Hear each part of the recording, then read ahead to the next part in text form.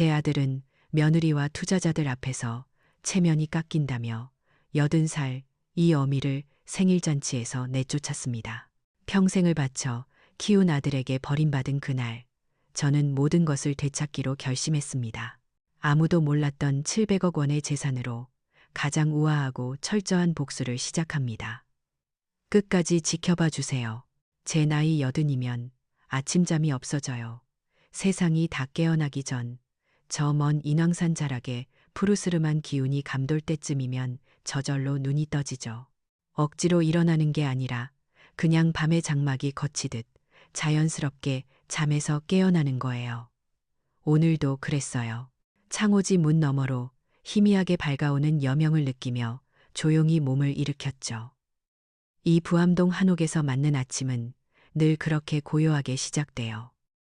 삐걱이는 툇마루를 밟고 밖으로 나가면 폐부 깊숙이 스며드는 공기부터가 달라요. 초여름의 흙냄새와 밤새 이슬을 머금은 풀잎들의 싱그러운 향기가 뒤섞여 있죠. 제겐 세상 그 어떤 값비싼 향수보다도 귀한 향이에요. 마당 한편을 가득 채운 제 작은 약초 정원은 이 집의 심장 같은 곳이거든요. 주변에는 온통 번쩍이는 통유리로 벽을 세운 현대식 빌라들이 들어서서 하늘을 쪼개놓았지만 제 집과 이 정원만큼은 시간이 멈춘 섬처럼 남아 있어요. 저 빌라에 사는 사람들은 아마 제 정원을 보고 낡고 초라하다고 생각할지도 모르겠네요. 하지만 제게는 제 인생의 모든 희로애락이 담긴 세상에서 가장 소중한 공간이에요. 호미를 들고 쭈그려 앉아 밤새 자란 잡초들을 뽑아냈어요. 손가락 끝에 닿는 흙의 감촉이 참 좋아요. 어성초 잎사귀에는 밤이슬이 보석처럼 송골송골 맺혀 있었고 당귀는 짙은 향을 뿜어내며 아침을 맞이하고 있었죠. 하나하나 눈을 맞추고 손길을 주다 보면 이 작은 생명들이 제게 말을 거는 것 같아요. 잘 잤냐고, 오늘 하루도 힘내라고. 이 정원은 돌아가신 남편과 제가 맨손으로 읽은 우리의 역사책이나 다름없어요. 처음 이 집터에 들어왔을 땐 정말 아무것도 없는 황무지였거든요. 남편은 기둥을 세우고 대들보를 올렸고 저는 그 곁에서 흙을 파고 씨앗을 심었죠. 남편이 기침이라도 할라치면 도라지 뿌리를 캐서 다려주고 속이 더부룩하다 하면 쑥을 뜯어다 국을 끓여주곤 했어요. 이 정원의 약초들은 우리 가족의 주치의였고 친구였고 또 세월 그 자체였죠. 정원 일을 마치고 땀을 씻어낸 뒤 갓 단 박하잎 몇 개를 찻잔에 넣고 뜨거운 물을 부었어요. 맑고 시원한 향이 은은하게 퍼져나가는 걸 보며 툇마루에 걸터 앉았죠. 남편이 살아있을 때 참 좋아했던 차였는데 함께 이 자리에 앉아 말없이 차를 마시며 멀리 북악산 능선을 바라보던 시간들이 눈앞에 선하네요. 이 정원이 단순한 풀밭이 아닌 이유예요. 여기엔 제 젊음과 남편의 사랑, 그리고 우리가 함께 보낸 수많은 날들의 이야기가 켜켜이 쌓여 있으니까요. 이게 바로 제가 자식들에게 물려주고 싶은 진짜 유산이라고 저는 늘 생각해왔어요. 그때였어요. 저 아래 창의문로 쪽에서 익숙하면서도 어딘가 동네와 어울리지 않는 날카로운 엔진 소리가 들려온 건 곧이어 저희 집 대문 앞으로 매끈한 검은색 외제차가 미끄러지듯 멈춰섰죠. 제 하나뿐인 아들 민혁이와 며느리 서연이었어요. 민혁이는 잘 나가는 펀드 매니저고 서연이는 더 잘 나가는 기업 전문 변호사니 저런 좋은 차를 타는 게 당연하겠죠. 늘 자랑스러운 마음 한편에 나와는 다른 세상에 사는 아이들이라는 서운함이 아주 작게 싹트는 건 어쩔 수 없나 봐요. 차에서 내리는 아이들의 모습은 언제 봐도 딴 세상 사람들 같아요. 민혁이는 머리부터 발끝까지 값비싸 보이는 주말 옷차림이었고 서연이는 마치 잡지에서 방금 튀어나온 모델 같았죠. 하얀 원피스에 발목이 아슬아슬해 보이는 높은 구두까지 흙과 풀이 가득한 제 마당과는 어울리지 않는 차림새였어요. 그래도 자식 얼굴 보는 건 언제나 반가운 일이죠. 어서 오너라. 아침은 먹었고 제 물음에 민혁이는 네, 어머니. 오는 길에 브런치 먹었어요. 하고 짧게 대답하더군요. 서연이는 대답 대신 고개만 까딱하고는 손에 든 작은 가방이 흙에라도 닿을세라 조심하며 툇마루로 올라왔어요. 제가 끓인 박하차를 내밀자 서연이는 잔을 받아들고는 향기만 맡을 뿐 입에는 대지 않았어요. 그리곤 제 정원을 위아래로 훑어보더니 전부터 하고 싶었지만 참아왔던 말을 꺼내기 시작했죠. 처음에는 아주 조심스럽게 운을 떼더군요. 어머님, 근데 이 정원 말이에요. 부암동에 이런 건 좀 전체적인 분위기랑 안 맞는 것 같아요. 그 말이 무슨 뜻인지 저는 단번에 알 수 있었어요. 제 정원이 이 비싼 동네에 격을 떨어뜨린다는 뜻이었겠죠. 저는 애써 웃으며 대답했어요. 이게 다 우리 역사인데. 너희 아버지랑 내가 평생을 가꾼 곳이야. 하지만 서연이는 제 말을 들은 건지 만 건지 자기 할 말만 이어갔어요. 제 스마트폰을 가리키며 말하더군요. 요즘 사람들은 주말에 이런 곳에 오면 인생 사진이라는 걸 찍어서 SNS라는 곳에 올리며 산다고. 그런데 이 정원은 배경으로 쓰기엔 너무 지저분하고 촌스럽다는 거였어요. 그 말을 듣는데 가슴 한쪽이 서늘하게 내려앉는 기분이었죠. 제 삶의 자부심이 누군가에게는 그저 사진 한 장을 망치는 배경에 불과하다니. 서연이의 목소리는 점점 더 날카로워졌어요. 솔직히 말씀드려서 요즘 세상에 누가 이런 걸 먹어요. 과학적인 검증도 안 된 풀들을 어떻게 믿고요. 위생에도 문제가 있을 수 있고 잘못 먹으면 탈나요. 제 평생의 지혜와 경험이 한순간에 검증 안 된 풀과 비위생적인 것으로 전락하는 순간이었죠. 심지어 그녀는 자신의 변호사 동료나 중요한 고객들이 혹시라도 이 집에 들렀을 때 이런 모습을 보이면 어떡하냐며 걱정까지 하더군요. 민혁이와 자신의 사회적 지위와 체면에 흠집이 갈까봐 두렵다는 거였어요. 저는 할 말을 잃고 가만히 앉아만 있었어요. 제 가치관을, 제 인생을 정면으로 공격받는 기분이었죠. 제가 정원의 역사와 약초 하나하나에 담긴 효능을 설명하려고 입을 열었지만 서연이는 제 말을 들을 생각이 전혀 없어 보였어요. 그녀는 갑자기 자리에서 일어나 정원으로 성큼성큼 걸어 들어가더군요. 그리고는 제가 가장 아끼는 해마다 보랏빛 꽃을 곱게 피워내던 곰보배추 몇 포기를 망설임 없이 뿌리째 뽑아 던져버렸어요. 순간 제 심장이 쿵하고 떨어지는 것 같았어요. 숨이 멎는다는 게 이런 거구나 싶었죠. 제 몸의 일부가 뽑혀 나가는 듯한 고통이었어요. 지금 무얼 하는 게냐? 저도 모르게 목소리가 떨려 나왔어요. 충격에 빠진 제 눈은 자연스럽게 하나뿐인 아들, 민혁이에게로 향했어요. 제발, 제발, 내 아들만큼은 내 편이 되어주기를, 저 아이의 무례함을 꾸짖어 주기를, 간절한 마음으로 아들을 바라봤죠. 하지만 제 눈에 비친 아들의 모습은 제 마지막 희망마저 산산조각 냈어요. 민혁이는 곤란한 표정으로 제 시선을 피하더니 이내 아내의 편에 서더군요. 그 아이가 제게 뱉은 말은 서연이의 행동보다 더 날카로운 비수가 되어 제 심장에 밝혔어요. 서연 씨 말이 맞아요. 어머니. 다 어머니 건강 생각해서 그러는 거예요. 그리고 우리 체면도 좀 생각해 주세요. 체면. 그놈의 체면. 제 건강을 생각한다는 말은 그저 핑계일 뿐이었죠. 결국 아들에게도 이 정원은, 이 어미의 인생은 자신들의 사회적 체면을 꾸미는데 방해가 되는 거추장스러운 존재였던 거예요. 그 순간 저는 깨달았어요. 제 평생의 자부심과 사랑이, 남편과의 추억이 이 아이들 앞에서는 아무런 가치가 없다는 것을요. 저는 그저 그들의 빛나는 인생에 초라한 오점으로 남을 뿐이라는 것을요. 온몸의 피가 차갑게 식는 듯한 깊은 모멸감이 저를 덮쳐왔어요. 제 삶 전체가 송두리째 부정당하는 기분이었죠. 툇마루에 앉아 뿌리 뽑힌 채 흙더미 위에서 시들어가고 있는 곰보배추를 보며 저는 아주 오랫동안 아무 말도 할 수 없었어요. 제 인생에 처음으로 균열이 생기기 시작한 바로 그날이었어요. 아들 부부가 다녀간 뒤로 며칠간 저는 마루에 앉아 멍하니 시간만 보냈어요. 뿌리 뽑힌 곰보배추는 이미 시들어 흙빛으로 변해버렸죠. 그걸 치울 엄두도 다른 약초들을 돌볼 마음도 생기지 않았어요. 정원은 제게 상처의 증거처럼 보였고 들여다볼수록 가슴이 아려왔거든요. 마음 한구석에 커다란 구멍이 뚫린 것 같았어요. 아들의 마지막 말이 귓가에서 떠나질 않았죠. 우리 체면도 좀 생각해 주세요. 내 평생이, 내 자부심이 아들의 체면보다 못한 것이었나?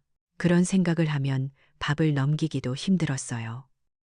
시간이 약이라고들 하지만 어떤 상처는 시간이 지날수록 더 깊게 파고드는 법인가 봐요. 그래도 추석이 다가오니 쭈그려 앉아만 있을 수는 없었죠. 어미라는 자리가 참 뭔지, 자식에게 받은 상처는 뒤로 하고 명절에 자식 먹일 음식을 준비해야 하니까요. 마음 한편에서는 올해는 아무것도 하지 말자 하는 오기가 치밀어 올랐지만 다른 한편에서는 그래도 명절인데 얼굴 보면 좀 나아지겠지 하는 신락 같은 희망이 고개를 들었어요. 어쩌면 그 아이들도 와서 보면 자신들이 한 짓이 얼마나 못된 짓이었는지 깨닫고 미안하다고 할지도 모른다는 헛된 기대였죠. 저는 무거운 몸을 이끌고 시장으로 향했어요. 부암동 골목길은 벌써부터 명절 분위기로 술렁이더군요. 과일 가게 앞에는 선물 상자가 산더미처럼 쌓여 있고 떡집에서는 김이 모락모락 피어올랐죠. 양손 가득 장을 본 딸과 엄마가 정답게 이야기를 나누며 지나가는 모습을 보는데 저도 모르게 마음이 시큰해졌어요. 한때는 저도 민혁이 손을 잡고 저렇게 시장을 누볐는데 언제 이렇게 멀어져 버렸을까? 부러움과 외로움이 파도처럼 밀려왔어요. 집으로 돌아와서는 며칠 동안 꼬박 음식만 했어요. 토랑국에 들어갈 토란을 까고 삼색 나물을 무치고 동그랑땡을 부쳤죠. 남편이 살아있을 땐 함께 송편을 빚으며 명절을 기다리곤 했는데 이제는 넓은 부엌에 저 혼자뿐이었어요. 라디오에서 흘러나오는 구성진 노랫가락만이 제 유일한 말벗이었죠. 음식을 하나하나 완성해 갈수록 부디 이번 명절만큼은 텅 빈 마음에 온기가 채워지기를 간절히 바라게 되더군요. 추석 전날 오후였어요. 한창 부엌에서 전을 부치고 있는데 주머니에 넣어둔 낡은 스마트폰이 요란하게 울렸어요. 화면에 내 아들이라는 이름이 뜨는 순간 제 심장이 철렁 내려앉았죠. 지난번 그 일이 있고 처음 오는 연락이었거든요. 떨리는 손으로 전화를 받았어요. 어머니, 저 민혁이에요. 잘 지내시죠? 아들의 목소리는 아무 일 없었다는 듯이 밝았어요. 저는 애써 아무렇지 않은 척 대답했죠. 그럼 잘 지내지. 너희야말로 바쁠 텐데 괜찮으냐? 네, 저희 지금 막 짐 싸서 출발해요. 그 말을 듣는 순간 제 마음속 응어리가 눈 녹듯 스르르 풀리는 것 같았어요. 그래, 오고 있구나. 오면 된 거지. 와서 얼굴 보고 이야기하면 다 풀릴 거야. 저는 저도 모르게 목소리가 들떠서 말했어요. 그래. 어서 오너라. 맛있는 거 많이 해놨다. 1시간쯤 지났을까? 대문 앞에서 아들 내외의 차 소리가 들렸어요. 저는 버선발로 뛰어나갔죠. 그런데 제 눈에 들어온 건 반가운 선물 꾸러미가 아니라 커다란 여행용 가방을 끌고 차에서 내리는 아들 부부의 모습이었어요. 제 손주 녀석은 민혁이 품에 안겨 있었고요. 순간 머릿속이 하얘졌죠. 이게 대체 무슨 상황인가? 제 당황한 얼굴을 봤을 텐데도 그 아이들은 너무나 태연했어요. 어머님, 저 왔어요. 서연이가 먼저 인사를 건넸고 민혁이는 차가 많이 막히네요. 하며 딴청을 부렸죠. 그들은 짐 가방을 끌고 마루로 올라와서는 마치 당연하다는 듯이 폭탄 같은 말을 던졌어요.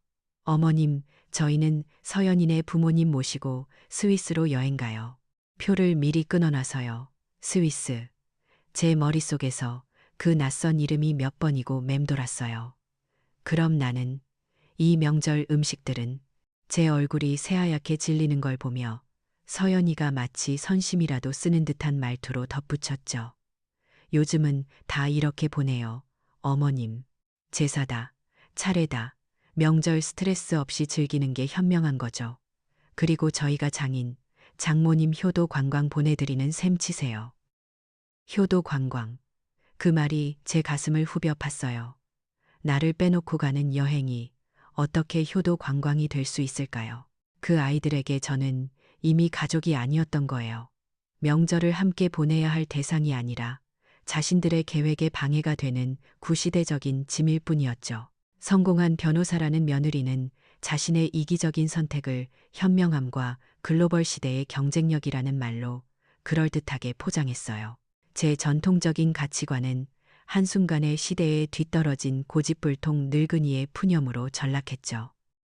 제가 망연자실해서 아무 말도 못하고 있자 그들은 본론을 꺼냈어요. 손주를 제게 맡기면서 서연이가 가방에서 빼곡하게 인쇄된 종이 몇 장을 꺼내 건넸죠. 아이의 하루 일과표와 먹여야 할 음식 목록이었어요. 어머님, 이건 꼭 지켜주셔야 해요. 아침 8시 기상, 9시 유기농 사과 퓨레, 12시 한우 안심 이유식, 마치 부하 직원에게 업무 지시를 내리는 듯한 말투였어요. 그리고는 결정타를 날렸죠. 어머님 음식은 절대 먹이면 안 돼요. 혹시 모를 알레르기 유발할 수 있으니까요. 그 말은 저를 할머니가 아니라 돈 안 받고 일하는, 심지어 믿을 수도 없는 베이비시터로 규정하는 말이었어요. 아이를 맡기는 이유에 대해서는 이렇게 덧붙이더군요. 저희가 지금 추진하는 아주 큰 투자건이 있어서 정신이 없거든요. 다녀와서 제대로 효도할게요. 어머니, 또다시 등장하는 그 큰 투자라는 말. 그게 대체 무엇이기에 어미까지 내팽개치는 걸까? 정신을 차렸을 땐 이미 대문 밖으로 검은색 외제차가 사라지고 난 뒤였어요. 텅 빈 한옥에는 이제 막 잠에서 깨 칭얼대는 손주 녀석의 울음소리와 음식 냄새, 그리고 저의 깊은 절망감만이 남아 있었죠. 그 아이들은 카카오톡에 스위스 힐링 여행이라는 이름의 단체 채팅방을 만들어 실시간으로 멋진 풍경 사진을 올리고 있더군요. 물론 저는 그 방에 초대되지 않았어요. 가끔 민혁이가 보내주는 손주 사진 몇 장이 전부였죠. 저는 그들의 대화와 교류에서 완벽하게 소외된 섬 같은 존재였어요. 그날 밤 저는 혼자 차례상을 차렸어요. 창밖 부암동 골목길은 귀성객들로 늦게까지 북적였고 이웃집에서는 웃음소리가 담장을 넘어왔죠. 하지만 제 집은 마치 시간이 멈춘 것처럼 적막했어요. 땀 흘려 만든 음식들은 주인을 잃고 차갑게 식어갔죠. 칭얼대는 손주를 겨우 재우고 툇마루에 앉아 저 멀리 북악 스카이웨이의 불빛을 하염없이 바라봤어요.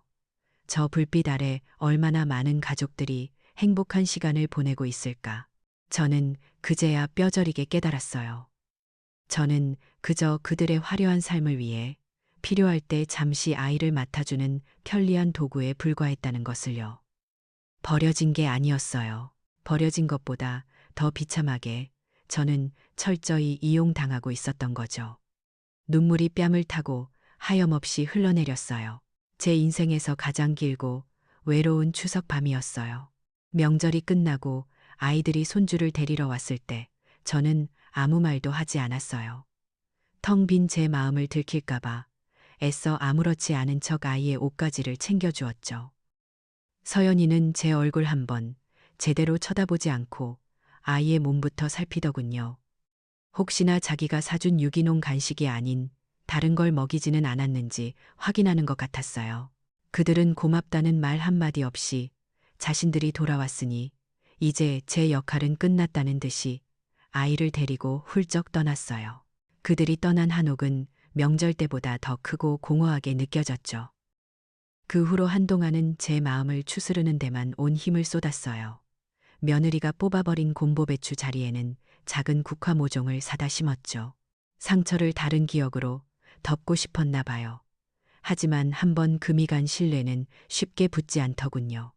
아들 내외를 생각하면 가슴에 찬바람이 부는 것 같았어요. 그런데 이상한 일이 벌어지기 시작했어요. 스위스에서 돌아온 후 아들 부부의 태도가 180도 달라진 거예요. 주말마다 꼬박꼬박 찾아와서는 제 말벗이 되어주었고 서연이는 어디서 들었는지 제 무릎에 좋다는 영양제를 한 알음 사와서 안기더군요. 그 아이의 입에서 어머님, 이거 드시고 오래오래 건강하셔야 해요. 같은 살가운 말이 나오는 걸 들으니 어안이 벙벙하면서도 한편으로는 마음이 흔들렸어요. 내가 너무 꼬아서 생각했나? 아이들도 나름대로 노력하는 건데 어미의 마음이란 게 이렇게나 어리석어요. 자식의 작은 행동 하나에 지난 상처는 다 잊고 또 희망을 품게 되니까요. 그러던 어느 날이었어요. 아들 내외가 아주 중대한 발표라도 하는 듯이 제 앞에 마주 앉더군요. 제게 깜짝 선물을 준비했다면서요. 다음 주가 제 80번째 생일이니 온 가족과 귀한 손님들을 모시고 아주 근사한 곳에서 잔치를 열어주겠다는 거였어요. 평창동에 있는 서울 시내가 한눈에 내려다 보이는 아주 비싼 한정식 집이라고 하더군요. 저는 괜찮다고 집에서 조촐하게 식구들끼리 밥 한 끼 먹으면 된다고 손사래를 쳤죠. 하지만 민혁이는 어머니, 제가 평생에 한 번 저희 어머니 팔순 잔치도 못 해드리면 그게 무슨 자식이에요. 하며 제 손을 꼭 잡았어요. 서연이도 옆에서 어머님은 가만히 앉아서 축하만 받으시면 돼요. 하고 거들었죠. 그들의 진심 어린 표정에 저는 그만 감동하고 말았어요. 그래, 어쩌면 이게 아이들이 주는 화해의 손길일지도 모른다고 그렇게 믿고 싶었나 봐요. 생일 잔치 당일, 저는 서연이가 보내준 미용실에 가서 난생 처음 곱게 화장도 하고 머리도 다듬었어요. 그리고 그 아이가 사준 우아한 비단 한복을 차려입었죠. 거울에 비친 제 모습이 낯설면서도 한편으로는 설레는 마음을 감출 수가 없었어요. 레스토랑에 도착하니 정말 입이 떡 벌어질 만큼 화려하더군요. 거대한 샹들리에와 도시의 야경이 통유리창 너머로 펼쳐져 있었어요. 하지만 잔치방에 들어선 순간 저는 뭔가 잘못되었다는 걸 직감했어요. 방 안에는 제 친구나 친척은 단 한 명도 보이지 않았거든요. 대신 서연이의 부모님, 그러니까 제 사돈댁 식구들과 한눈에 봐도 부유해 보이는 낯선 사람들만이 가득했어요. 민혁이의 투자자들이라고 하더군요. 제 팔순 잔치가 아니라 마치 중요한 비즈니스 모임에 잘못 들어온 사람처럼 느껴졌어요. 불안한 마음이 들었지만 애써 웃으며 자리에 앉았죠. 사부인이라는 분은 제 옆에 앉아 아드님이 이렇게 잘 되셨는데 사부인께서 많이 도와주셔야죠. 하며 알 수 없는 말로 은근한 압박을 주었어요.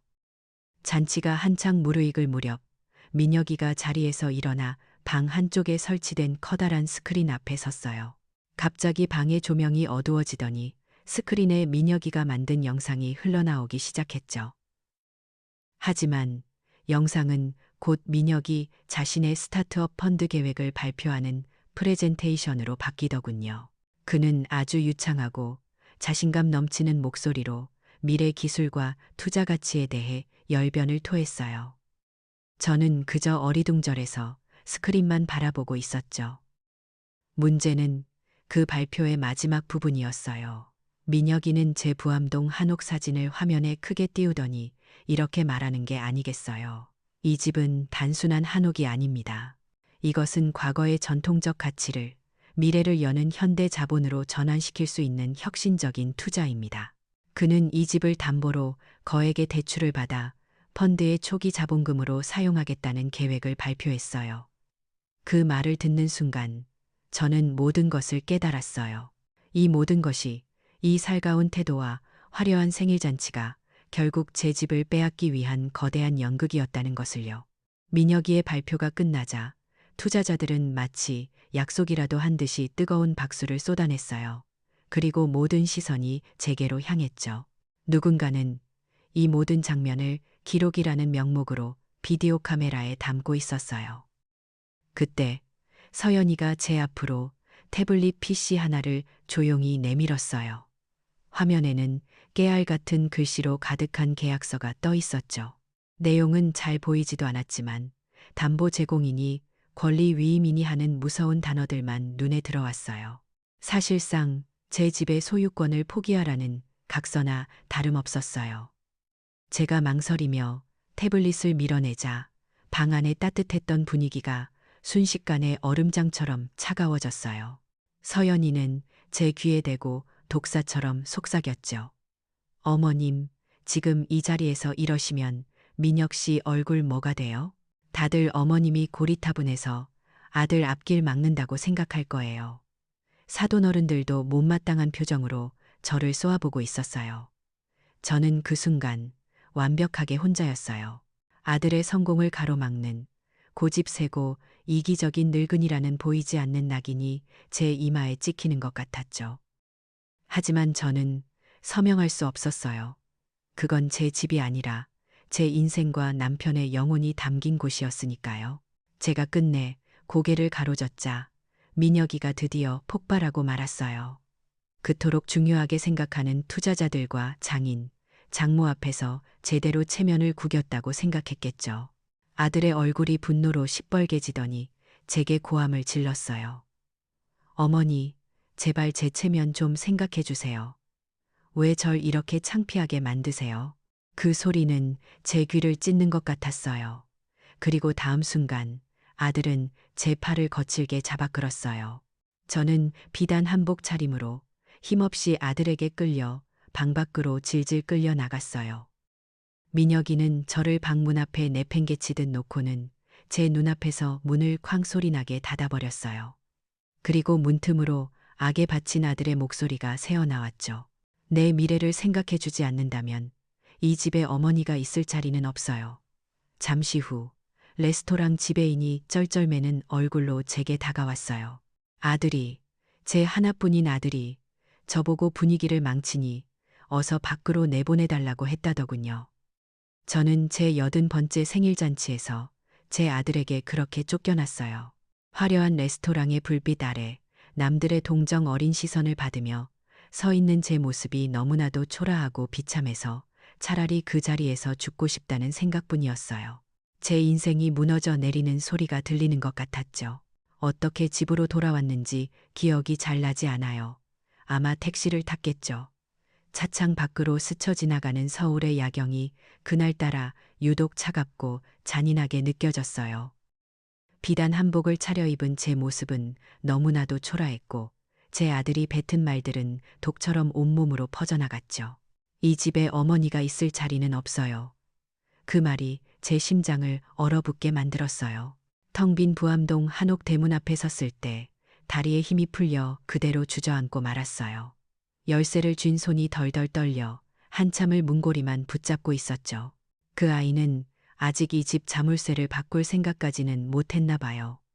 저를 그저 아무 힘없는 늙은이로만 생각했을 테니까요. 그 후로 며칠 동안은 죽은 사람처럼 지냈어요. 밥도 넘기지 못했고 잠도 오지 않았죠. 그저 멍하니 마루에 앉아 있으면 그날 밤에 끔찍했던 기억이 되풀이해서 재생되었어요. 아들의 분노에 찬 얼굴, 며느리의 경멸, 어린 눈빛, 저를 동정하며 쳐다보던 낯선 사람들의 시선까지. 여든 평생에 이렇게까지 비참하고 외로웠던 적은 없었어요. 이대로 서서히 말라 죽어가는 건가 싶었죠. 그러다 문득 이대로 무너질 수는 없다는 생각이 들었어요. 이렇게 억울하게 내 인생을 끝낼 수는 없다고요. 만약 하늘에 있는 남편이 본다면 얼마나 가슴 아파할까. 저는 비틀거리는 몸을 일으켜 다락방으로 향했죠. 남편의 유품이라도 정리하며 마음을 다잡고 싶었어요. 먼지 쌓인 다락방은 남편의 냄새가 희미하게 남아있는 것 같았어요. 낡은 옷상자며 손때 묻은 책들을 하나하나 정리하다 보니 마음이 조금은 차분해지는 것 같았죠. 상자들 가장 안쪽 구석에서 자물쇠도 없이 먼지만 뽀얗게 쌓인 작은 오동나무 상자가 눈에 띄었어요. 남편이 살아있을 때 자기 보물 상자라며 제게는 절대 열어보지 못하게 했던 바로 그 상자였죠. 조심스럽게 뚜껑을 열었어요. 안에는 빛바랜 저희 부부의 젊은 시절, 사진 몇 장과 낡은 편지들이 들어있었어요. 사진 속에서 환하게 웃고 있는 남편의 얼굴을 보니 또다시 눈물이 왈칵 쏟아졌죠. 당신이라도 내 곁에 있었더라면 내가 이 지경까지 되지는 않았을 텐데. 사진들을 드러내자 그 아래에 누런 종이 뭉치가 모습을 드러냈어요. 주식 증서라는 글자가 희미하게 보였죠.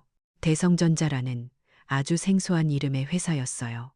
순간 아주 오래전 기억이 떠올랐어요. 남편이 텔레비전에서 막 뜨기 시작하는 전자회사라며 없는 살림에 쌈짓돈을 털어 주식을 샀던 일이었죠. 제가 그런데 돈을 쓴다고 핀잔을 주자 남편은 허허 웃으며 말했어요. 이거 대박 나면 우리 혜진이 노후에 호강시켜 주려고 그러지. 내 보물 1호는 당신이니까. 그땐 그저 농담인 줄로만 알았는데 저는 씁쓸하게 웃으며 종이 뭉치를 다시 상자에 넣으려 했어요. 수십 년이 지난 지금 휴지 조각이나 다름없을 테니까요. 그런데 혹시나 하는 마음이 들었어요. 지푸라기라도 잡고 싶은 심정이었을까요? 저는 남편의 낡은 주소록을 뒤져 수십 년간 연락이 끊겼던 남편의 오랜 친구 박영감의 번호를 찾아냈어요. 증권회사에서 평생을 일하다 은퇴한 사람이었죠. 떨리는 손으로 전화를 걸었어요. 처음에는 제 처지를 듣고 안타까워하며 위로를 건네던 박영감의 목소리가 제가 대성전자라는 이름을 꺼내자 갑자기 달라졌어요. 자네 지금 뭐라고 했나? 대성전자라고? 그의 목소리는 믿을 수 없다는 듯이 떨리고 있었죠. 그는 잠시만 기다려보라더니 수화기 너머로 무언가 다급하게 컴퓨터 자판을 두드리는 소리가 들려왔어요. 얼마나 지났을까? 박영감이 거의 비명에 가까운 목소리로 말했어요. 그 대성전자가 지금은 세계적인 반도체 기업 G세미컨덕터가 됐어. 자네가 가진 그 주식, 지금 가치로 어림잡아도 700억 원이 넘어. 700억. 그 숫자가 제 머릿속을 맴돌았지만 현실감이 전혀 없었어요. 마치 다른 세상 이야기처럼 들렸죠. 저는 전화기를 든 채로 그 자리에 그대로 주저앉고 말았어요. 온 세상이 빙빙 도는 것 같았죠. 박영감은 당장 믿을 만한 변호사를 선임해야 한다며 흥분해서 소리쳤어요. 제가 디지털 금융이니 뭐니 하는 것들을 전혀 모른다는 걸 알고는 자신의 손녀를 보내주겠다고 하더군요. 다음 날 박영감의 손녀라는 아이가 저희 집을 찾아왔어요. 제 손주 녀석보다도 어려 보이는 앳된 아이였죠. 그 아이는 제 낡은 스마트폰을 보더니 최신형 스마트폰 하나를 제게 건네며 차근차근 사용법을 가르쳐주기 시작했어요. 손가락으로 화면을 쓸어 넘기고 아이콘을 누르고 앱이라는 것을 설치하는 모든 과정이 제게는 마법처럼 신기했어요. 아이는 제게 증권사 앱을 깔아주고 제 주식이 정말로 화면 속에서 어마어마한 숫자로 존재하는 것을 보여주었죠. 그리고 인터넷이라는 걸로 정보를 검색하는 방법도 알려주었어요. 저는 손녀뻘 되는 아이에게 하나하나 배우며 지난 수십 년간 제가 외면하고 살아온 새로운 세상에 조심스럽게 첫 발을 내디뎠어요. 이것은 단순히 기술을 배우는 것이 아니었어요.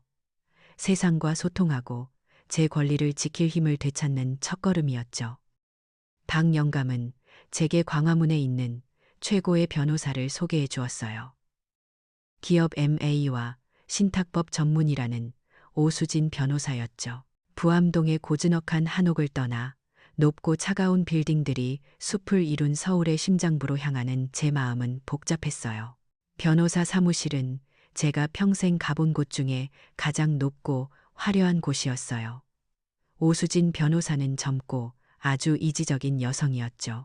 그녀는 따뜻한 위로 대신 날카로운 눈으로 저를 관찰하며 제 이야기를 들었어요. 저는 더 이상 눈물 흘리는 나약한 늙은이가 아니었어요. 제 모든 것을 잃었고 이제는 되찾아야 할 것이 분명한 한 명의 의뢰인이었죠. 저는 제게 일어난 모든 일을 제 아들 부부가 제게 가한 모든 모욕과 배신을 담담하게 털어놓았어요. 이야기를 다 듣고 난 오 변호사는 잠시 생각에 잠기더니 이렇게 말하더군요. 단순히 재산을 되찾는 것은 어렵지 않습니다. 하지만 어머님께서 진정으로 원하시는 건 그게 아닌 것 같군요. 그녀의 말이 맞았어요. 저는 돈이 아니라 제 무너진 인생과 자존심을 되찾고 싶었어요. 제 아들 부부가 그토록 소중하게 생각하는 체면과 사회적 지위라는 허울을 제 손으로 벗겨내고 싶었죠. 제 결심을 읽은 오 변호사의 눈이 흥미롭다는 듯이 빛났어요. 우리는 그날부터 가장 우아하고도 철저한 복수를 위한 완벽한 계획을 세우기 시작했어요. 변호사 사무실 통유리창 너머로 서울의 야경이 펼쳐져 있었어요. 그 불빛들을 내려다보는 제 눈에는 더 이상 슬픔이나 절망이 아니었어요. 차갑고 강철처럼 단단한 결의만이 이글거리고 있었죠. 오수진 변호사와 함께 계획을 세우는 몇 달 동안 저는 완전히 다른 사람이 되어 갔어요. 더 이상 눈물로 밤을 지새우는 약한 늙은이가 아니었죠. 매일 아침 일찍 일어나 몸을 단련하고 박영감의 손녀에게 꾸준히 스마트폰과 컴퓨터 사용법을 배웠어요. 세상이 어떻게 돌아가는지, 돈과 권력이 어떤 논리로 움직이는지 알아야 했으니까요. 제 눈빛에서 슬픔의 그늘이 걷히고 그 자리에는 차가운 결의가 자리 잡기 시작했어요. 그리고 마침내 약속의 날이 밝았죠. 저는 제가 가진 가장 고운, 짙은 옥색 비단으로 지은 한복을 차려입었어요.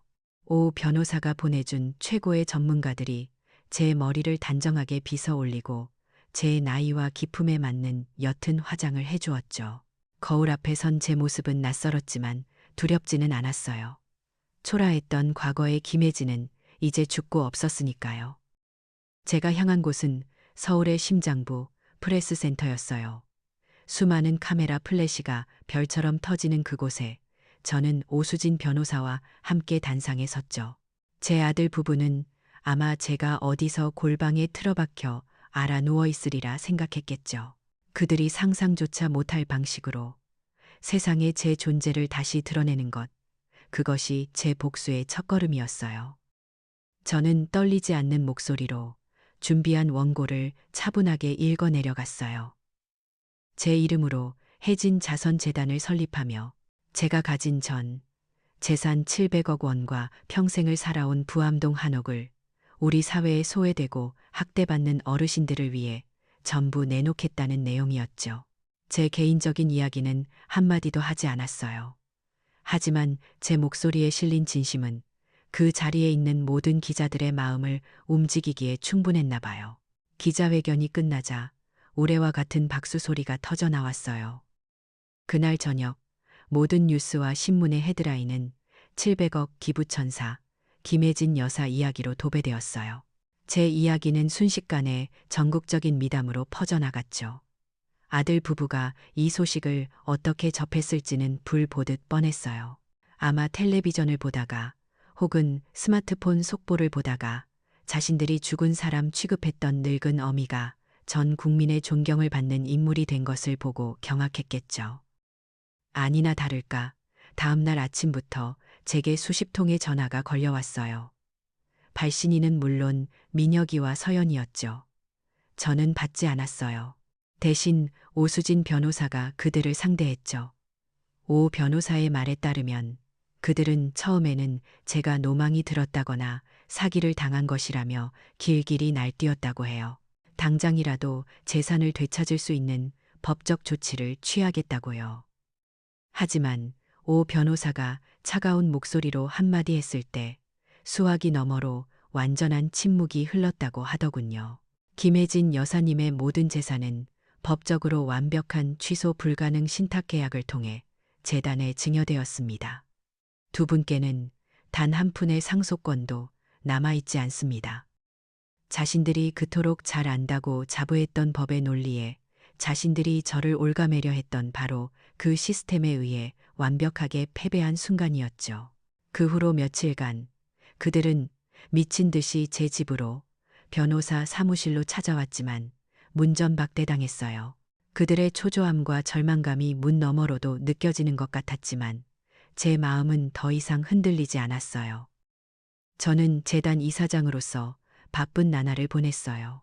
제 이야기는 여러 방송국에 소개되었고 저는 더 이상 숨어 지내는 늙은이가 아닌 우리 사회 어른의 품격을 보여주는 상징적인 인물이 되었죠. 한때 며느리가 비과학적이라며 무시했던 제 약초 지식은 K-웰빙이라는 이름으로 재조명받았어요. 재단에서는 제 비법을 바탕으로 건강차 브랜드를 만들었고 이게 소위 말하는 대박이 나서 재단의 든든한 수입원이 되어주었죠. 저는 그렇게 누구에게도 의지하지 않는 완벽한 경제적, 사회적 독립을 이루었어요. 그리고 마침내 이 모든 연극의 마지막 장을 장식할 시간이 왔어요. 저는 제가 쫓겨났던 바로 그 평창동의 한정식집, 가장 전망이 좋은 그 방을 예약했어요. 그리고 민혁이와 서연이를 그곳으로 불렀죠. 약속된 시간에 방에 들어선 아이들의 모습은 몇 달 전과는 완전히 달라져 있었어요. 값비싼 옷은 온데간데 없고 얼굴에는 절망과 피로가 가득했죠. 저를 보자마자 그들은 망설임 없이 제 앞에 무릎을 꿇었어요. 어머니, 저희가 잘못했어요. 죽을 죄를 지었습니다. 민혁이가 흐느끼며 제게 용서를 빌었고 그토록 오만했던 며느리 서연이도 눈물 콧물을 쏟아내며 바닥에 엎드렸죠. 저는 그 모습을 그저 차가운 눈으로 내려다볼 뿐이었어요. 증오나 분노 같은 감정은 이미 오래전에 다 사라지고 없었어요. 남은 것은 그저 인간의 탐욕이 어디까지 추락할 수 있는지에 대한 깊은 연민뿐이었죠. 한참 동안 그들의 울음소리를 듣고 있던 저는 준비해온 서류 봉투를 테이블 위로 조용히 밀었어요. 그 안에는 재단 명의로 발행된 200만 원짜리 수표 한 장이 들어 있었죠. 아이들이 의아한 눈으로 저를 쳐다보았어요. 저는 찻잔을 들어 향을 한번 음미한 뒤 나지막이 말했어요. 이건 너희가 내게 보여준 효도의 정확한 가치다. 그 순간 민혁이는 망연자실한 표정으로 그 자리에 굳어버렸어요. 하지만 서연이는 달랐죠. 그녀의 얼굴에서 눈물이 싹 가시고 대신 무서운 증오와 광기가 떠올랐어요. 이럴 순 없어. 이건 다 우리 돈이야. 늙어서 노망이라도 든 거야? 그녀는 이성을 잃고 소리를 지르며 테이블 위에 그릇들을 닥치는 대로 집어 던지기 시작했어요. 그녀가 그토록 중요하게 생각했던 우아함과 체면은 산산조각이 났죠. 레스토랑 직원들이 달려와 그녀를 말렸지만 서연이는 제게 달려들려고 발악했어요. 그 모든 추한 모습은 그 방 주변에 있던 다른 손님들의 스마트폰에 고스란히 촬영되고 있었어요. 다음 날 유명 변호사, 시어머니에게 폐악질이라는 제목의 영상이 온라인 세상을 뜨겁게 달구게 될 거라는 걸 저는 이미 알고 있었죠. 저는 조용히 자리에서 일어나 스스로 무너져 내리는 아이들을 뒤로하고 그 방을 빠져나왔어요. 창밖으로 보이는 서울의 야경이 그날따라 참으로 고요하고 아름답게 느껴졌어요. 그날 밤 이후 세상은 아주 시끄러워졌어요. 제 아들 부부에 대한 이야기로요. 며느리가 레스토랑에서 벌인 추태는 누군가의 스마트폰에 고스란히 담겨 인터넷이라는 세상으로 퍼져나갔고, 제가 설립한 자선재단 이야기가 맞물리면서 걷잡을 수 없이 커져나갔죠. 사람들은 등을 돌렸어요. 그토록 중요하게 생각했던 사회적 체면과 평판은 하루아침에 잿더미가 되었죠. 서연이는 당연히 그 잘나가던 로펌에서 해고되었고, 민혁이의 펀드는 페류나 펀드라는 오명을 쓰며 투자금이 썰물처럼 빠져나가 결국 파산하고 말았어요. 그 아이들의 소식은 오수진 변호사를 통해 혹은 뉴스 기사를 통해 간간히 전해 들었어요. 하루아침에 빈털터리가 된 그들은 결국 며느리의 부모님, 그러니까 제 사돈댁으로 들어갔다고 하더군요. 하지만 성공한 자식일 때나 가족이었지 실패한 자식은 그저 짐일 뿐이었나 봐요. 사돈 부부는 식사 때마다 그 애들 눈치를 주고 돈 한 푼 벌어오지 못한다며 온갖 구박을 했다고 해요. 자신들이 제게 했던 행동과 놀랍도록 똑같은 방식으로 그들은 서서히 내쳐지고 있었던 거죠. 결국 석 달을 버티지 못하고 그 집에서도 쫓겨났다는 소식을 들었어요. 어느 날 밤 제 스마트폰으로 모르는 번호의 전화가 걸려왔어요. 받을까 말까 망설이다 받았는데 수화기 너머로 익숙한 흐느낌이 들려왔죠. 민혁이었어요. 낮고 허름한 원룸방에서 전화를 건다더군요. 아들은 오열하며 제게 잘못했다고 한 번만 용서해달라고 빌었어요. 그 목소리를 듣는 순간 제 마음속 깊은 곳에서 아기였던 민혁이의 모습이 떠올라 가슴 한쪽이 아려왔어요. 하지만 저는 더 이상 과거에 얽매여 사는 약한 어미가 아니었죠. 저는 아주 차분하고 단호한 목소리로 말했어요. 이제 너도 한 가정의 가장이니 내 가족은 내가 책임져야 한다. 넘어져도 내 힘으로 일어나고 밥을 굶어도 내 힘으로 밥벌이를 해야지. 그게 어른의 삶이다. 그 말을 끝으로 저는 미련 없이 전화를 끊었어요. 그것이 제가 제 아들에게 해줄 수 있는 마지막 가르침이자 가장 깊은 사랑의 방식이라고 생각했어요. 그 아이의 인생은 이제 온전히 그 아이의 몫이었죠. 제 인생은 그야말로 새로운 계절을 맞이하고 있었어요. 저는 더 이상 부암동 한옥에 살지 않아요. 아픈 기억이 가득한 그곳은 재단에 기부하여 저처럼 가족에게 상처받은 어르신들이 잠시나마 편히 머물다 가실 수 있는 해진 쉼터로 아름답게 고쳐놓았죠. 제 옛 약초 정원은 이제 쉼터에 오신 분들을 위로하는 작은 공원이 되었고요. 저는 한강이 시원하게 내려다 보이는 광진구의 한 고급 시니어 복합 단지로 거처를 옮겼어요. 평생을 살아온 한옥과는 모든 것이 달랐지만 아주 편안하고 자유로웠죠. 이곳에서 저는 새로운 친구들을 사귀었어요. 저마다 살아온 이야기는 달라도 비슷한 상처와 외로움을 가진 우리는 금방 마음을 터놓는 친구가 되었죠. 더 이상 자식 눈치를 보며 사는 것이 아니라 오롯이 나 자신을 위한 삶을 사는 이웃들과 함께요. 재단 이사장으로서의 제 삶도 아주 바쁘고 보람 있었어요. 제 경험을 바탕으로 어르신들을 위한 금융사기 예방 교육을 열고 저처럼 세상과 단절되었던 분들을 위해 디지털 리터러시 강좌도 개설했죠. 이제 저는 태블릿 PC로 재단 업무 보고를 받고 화상회의를 통해 전국의 지부와 소통하는 할머니가 되었어요. 기술에 소외되었던 제가 이제는 기술을 활용해 다른 이들을 돕고 있으니 참 아이러니하죠. 제가 가장 마음을 쏟는 프로그램은 젊은 대학생들과 어르신들을 연결해주는 세대 공감 프로젝트였어요. 젊은 아이들은 어르신들께 스마트폰 사용법을 가르쳐드리고 어르신들은 그 아이들에게 잊혀가는 우리 전통 요리나 삶의 지혜를 나눠주죠. 얼마 전에는 한 학생이 할머니에게 배운 레시피로 요리 대회에 나가 큰 상을 타오기도 했어요. 그렇게 서로를 통해 배우고 성장하는 모습을 볼 때면 저는 가장 큰 행복을 느껴요. 저는 종종 사람들에게 이렇게 말하곤 해요. 가장 좋은 복수는 용서가 아니에요. 그들이 나를 파괴할 수 없었음을 증명하는 것, 그리고 내 힘으로 더 나은 세상을 만드는데 조금이라도 기여하는 것이죠. 오늘도 그렇게 바쁜 하루를 보내고 해질녘에 집으로 돌아왔어요. 새로 사귄 친구 몇 명과 함께 제 집 발코니에 앉아 차를 마셨죠. 부암동에서 가져온 씨앗으로 발코니 화분에 작게 키운 박하와 국화가 향긋한 냄새를 풍겼어요. 저 멀리 한강 위로 붉은 노을이 아름답게 번지고 있었죠. 친구들과 지난 시절 이야기를 나누며 웃고 떠드는 동안 제 마음은 더할 나위 없이 평화로웠어요. 과거의 상처는 이제 희미한 흉터로만 남았고 그 자리에는 새로운 관계와 삶의 의미가 충만하게 채워져 있었죠. 80의 나이에 저는 비로소 제 인생의 주인이 되었어요. 제 진짜 계절은 이제 막 시작된 셈이죠.